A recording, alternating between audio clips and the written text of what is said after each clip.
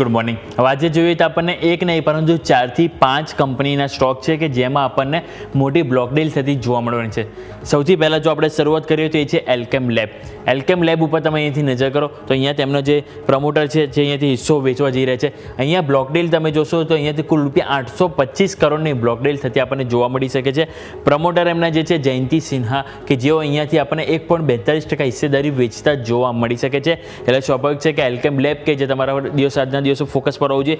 બીજો જો જે સ્ટોક હોય જેમાં બ્લોક ડીલ થવાની છે એ છે Aditya Birla fashion and retail કે જેમાં અહીંયા તમે જોશો તો મોટી બ્લોક ડીલ સંભવ છે. અને આમાં જે ફ્લિપકાર્ટ છે ફ્લિપકાર્ટની 6% હિસ્સેદારી આ કંપનીના સ્ટોકમાં છે અને તેઓ પૂરેપૂરી હિસ્સેદારી અહીંયાથી બ્લોક ડીલ દ્વારા વેચી શકે એવી એક સંભાવના છે. અને બ્લોક ડીલની સાઇઝ કુલ ₹600 કરોડ અહીંયાથી આપણને જોવા મળી શકે છે. એટલે કે એ બી રિટેલ ફેશન કે જ્યાં તમારું ફોકસ હોવું જોઈએ. બીજો સ્ટોક છે જ્યાં આપણને બ્લોક ડીલ જોવા મળશે એ છે ટાટા ટેકનોલોજી. ટાટા ટેકનોલોજીમાં જે ₹634 કરોડની બ્લોક ડીલ થઈ શકે છે. એટલે આ સ્ટોક તમારા ફોકસ પર હોવું જોઈએ. અહીંયા જે ટીપીજી રાઈસ છે તેઓ અહીંયાથી 2.1% હિસ્સેદારી વેચી શકે છે. એટલે આ ત્રીજો સ્ટોક છે જ્યાં બ્લોક ડીલ છે. બીજો ચોથો સ્ટોક જો તમને વાત કરું તો એ છે ઇન્ડિઝીન કે અહીંયા પણ બ્લોક ડીલ થવાની છે. અહીંયા ઇન્ડિઝીનમાં જે બ્લોક ડીલ થવાની છે એમાં આપણને સીએ 10.2% હિસ્સેદારી અહીંયાથી વેચતા જોવા મળી શકે છે. એટલે ટોટલ આજના દિવસે 4 સ્ટોક આપણે થયા એલ્કેમ લેબ, એબી ફેશન રિટેલ લિમિટેડ, બીજો આ થયો ટાટા ટેકનોલોજી અને ઇન્ડિઝીન. ટોટલ 4 સ્ટોક છે કે જેમાં જ આપણને બ્લોક ડીલની મોટી એક્શન જોવા મળશે. એટલે ચારેય સ્ટોક તમારા ફોકસ પર હોવો જોઈએ. બીજા સ્ટોક તમે નજર કરો તો અહીંથી ઝાયડસ લાઈફ સાયન્સમાં સમાચાર છે. એમની જે સબસિડિયરી કંપની છે ઝાયનેક્સ વેન્ચર્સ કે તેમણે અહીંથી મોટી શોપિંગ અહીંયાથી કરી છે. અને જે એમણે જે એજીનેસ જે છે એના 2 યુએસ આધારિત જે બાયોલોજિક્સ યુનિટ છે તેઓ અહીંયા ખરીદતા જોવા મળશે. અને આ જે યુનિટ તેઓ જે ખરીદશે એ કુલ $7.5 કરોડ અહીંયાથી ખરીદતા જોવા મળશે. અને આ જે આનું જે ઓવરઓલ જે કોન્ટ્રાક્ટ જે છે એનું મેન્યુફેક્ચરર તરીકે આપણને ઝાયડસ લાઈફ અહીંયાથી આપણને કાર્યરત થતું જોવા મળશે. એટલા કારણે ઝાયડસ લાઈફ સાયન્સ ફોકસ પર હોવું જોઈએ. બીજો સ્ટોક ફાર્મામાંથી જે ફોકસ પર હોવું જોઈએ છે સન ફાર્મા. અહીંયા એમની જે સોરાયસિસની જે દવા જે હતી એના જે ફેઝ 2નું જે ટ્રાયલ છે એ અહીંયાથી ફેલ ગયું છે. એટલે સ્વાભાવિક છે કે સમાચાર ખરાબ છે. એટલે સન ફાર્મા પણ તમારા માટે ફોકસ પર હોવું જોઈએ.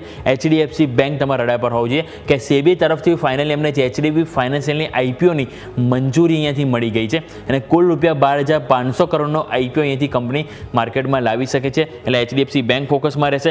ઇવન યસ બેંક પણ તમારા ફોકસ પર રહેવું જોઈએ. કારણ કે ગઈકાલે આપણને ખ્યાલ છે કે અહીંયા પણ મોટી બ્લોક ડીલ થતી જોવા મળી હતી. સ્ટોક 10% નીચે હતો જેમાં સીએ બેસ્ક ઇન્વેસ્ટમેન્ટ છે જેમના દ્વારા અહીંયાથી તમે જુઓ તો 41 કરોડના શેર અહીંયાથી વેચવામાં આવ્યા છે.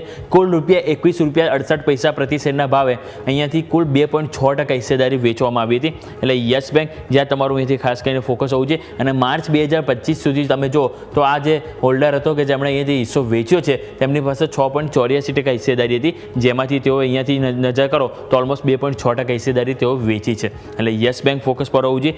આ વાત થઈ કે આપણે overall stock specific.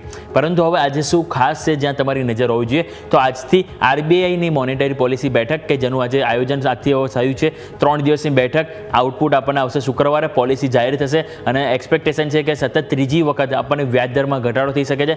25 basis point તો આપણને એક્સપેક્ટેડ છે પણ અમુક લોકો અનુમાન કરે છે કે 50 બેઝિસ પોઈન્ટ પણ થઈ શકે છે. ડિવિડન્ડની ઇમ્પેક્ટ તમે જુઓ તો આજના દિવસે 2 ડિવિડન્ડ છે. ટીસીએસ જેમાં ₹30 ડિવિડન્ડ અને ટાટા મોટર્સ કે જેમાં ₹6 ડિવિડન્ડની એક્સ ડેટ છે. એટલે આ બંને સ્ટોક કે જેમાં એડજસ્ટમેન્ટ થતું જોશે જે તમારું ફોકસ પર હોવું જોઈએ. કોફોર્સમાં આજે સ્ટોક સ્પ્લિટની એક્સ ડેટ છે એટલે કે જે ₹10ની ફેસ વેલ્યુ હતી એ 2માં થશે. એટલે કે ઓલરેડી તમારી જે પ્રાઇસ ઓલરેડી જે ગઈકાલે બંધ ભાવ હતો એ 5માં ડિવાઈડ થશે અને એક શેરની સામે 5 શેર આપણને થતા જોવા મળશે. બીજું જો ગ્લોબલ લેવલે વાત કરું તો યુએસમાં આજથી જે સ્ટીલ અને એલ્યુમિનિયમ પર જે 50% ટેરિફ જે જાહેરાત કરવામાં આવી હતી જે આજથી લાગુ પડવાના છે કે જેની ઉપર તમારે ખાસ કરીને ફોકસ હોવું જોઈએ.